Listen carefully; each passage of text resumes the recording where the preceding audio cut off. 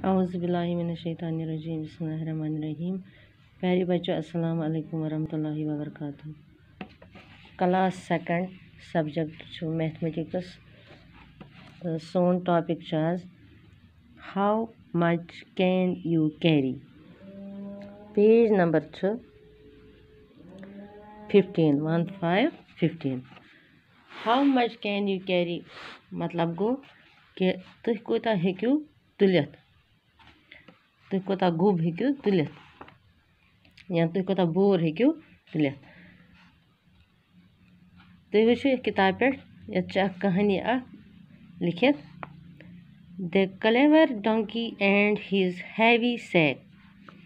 गो यह चालाक खर तो बे सुंद हैवी सैक गुब कि बोहर या ठेल। Aslam has a donkey. Aslam donkey खर it carries sacks full of salt on its back। यह हेकान फुल नुन बैग तुलित पानस बैकस पे हेकान नखस पे हेकान तुलित फुल नुन bag. On the way to the market they have to cross a river. यह दरियाव दपान यह जन वत अमस मार्केट गसन खतर मज क्रॉस पेवान करन दरियाव। One day while crossing the river एक दो ये क्रॉस रिवर करान दरियाव क्रॉस करान the donkey slipped and fell into the river. खरस गई रुस तो यह कथ मज पे रिवरस मज दरियावस मज। व्हेन इट गॉट अप ये थोद वोत the sacks felt very light. यम जन ठेल अमस वारिया लुत। Guess why the sacks felt lighter. कर गेस कि क्या लुत गमित तिक्याज इस नून यह डिजॉल्व गोमुत कथ मज it dissolves into the water. यह रलियामुत आब सत तो अत मज रोजमुत कम नून तवे गई लुत। The donkey was very happy. खर गो वारिया खुश। This also gave it an idea.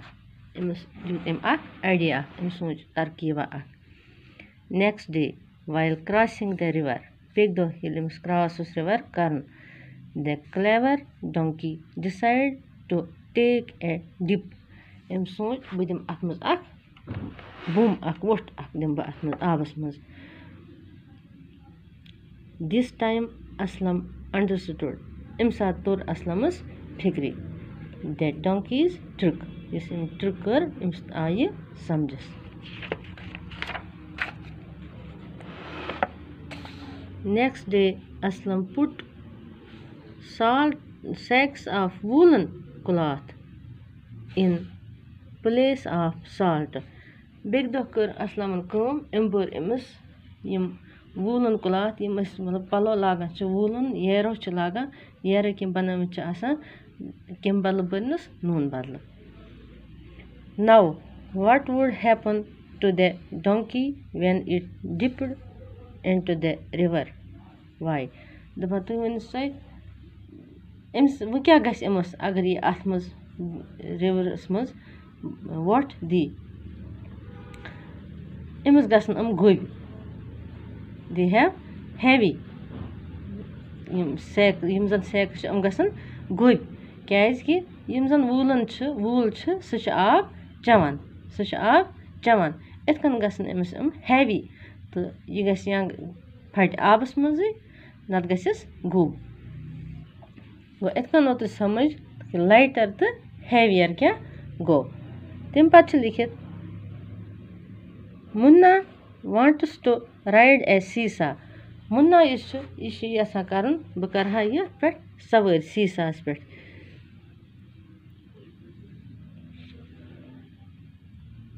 Munni comes to help Munna. Munna needs a friend to the ride a seesaw. अमिस बेकन ब्याक जरूरत यह जन सीसा चलाए ये बैलेंस बराबर गस। Munni comes to help Munna Munni आय हर अमिस हेल्प करने खतर but still Munna can not ride it मगर मुन्ना छन हेकान चलयित के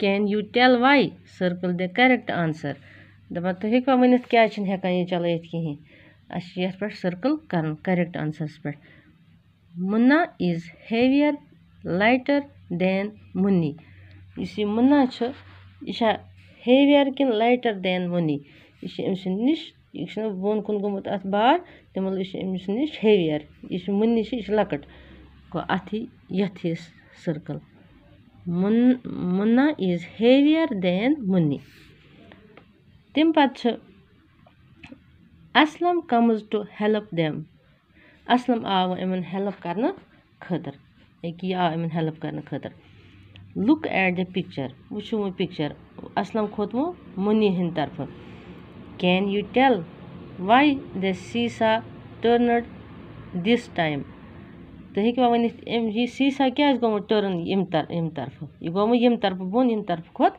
हेर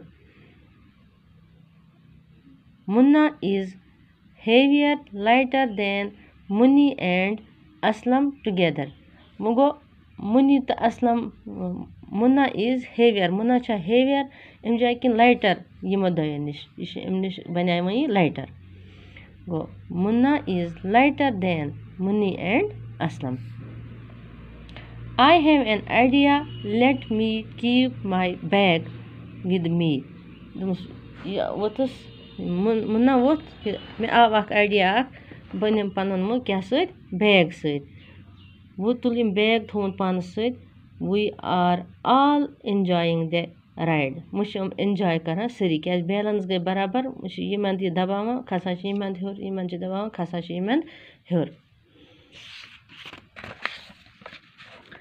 तम पे ये हेवियर और लाइटर हेवियर तो वो समझो तो अत मज कि हेवियर क्या गो लाइटर क्या गो हेवियर गो गुब लाइटर गो लुत which of the two things will make the seesaw go down look at the example वुच यमो दयो मज कपर गछ डाउन कम सत डाउन वुच एग्जाम्पलस मज ये लकट आल अख ये बड़ आल अख बज सत बोन डाउन गो ये हयत यम जाय तम पे यम जाय कर draw a line to match the heavier one ये इथे कन अत हेवियर इस अत लाइन अख बनावन यम सत यह बोन गस ये योकन बोन गोमुत डाउन योकन गोमुत तम मतलब गो ओकन क्या हेक असित ओकन हेक यह नोट असित ये गिलास तो जग गो ये योकन डाउन गोमुत गो गिलास लुत जग सह गुब ये कप बाल्टीन ये थोड़ा योकन गोमुत यह गो बाल्टीन सत कप सत मा हेक गसित कप लकुट बाल्टीन जग लकुट बाल्टीन बोड़ गो इतन ओत समझ हेवियर तो लाइटर तम पे colour the one which is lighter ये ए पार्टस मज तथ कर कलर इस लाइटर ये जो बाल टेनिस बाल तो बे क्या फुटबॉल